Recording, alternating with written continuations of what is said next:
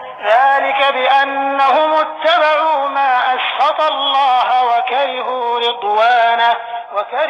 رضوانه فأحبط أعمالهم. یہ سب اس لیے کہ یہ اس طریقے پر چلے جس نے اللہ کو ناراض کیا اور اس کی رضامندی حاصل کرنے کو خود انہوں نے ناپسند کیا، اس لیے اللہ نے ان کے اعمال حقارت کر دیے۔ اعمال سے مراد وہ تمام اعمال ہیں جو مسلمان بن کر وہ انجام دیتے رہے، ان کی نمازیں، ان کے روزے، ان کی زکوٰۃ، غرض وہ تمام عبادتیں اور وہ ساری نیکیاں جو اپنی ظاہری شکل کے اعتبار سے اعمال خیر میں شمار ہوتی تھیں، اس بنا پر ضائع ہو گئیں کہ انہوں نے مسلمان ہوتے ہوئے بھی اللہ اور اس کے دین اور ملت اسلامیہ کے ساتھ اخلاص و وفاداری کا رویہ اختیار نہ کیا،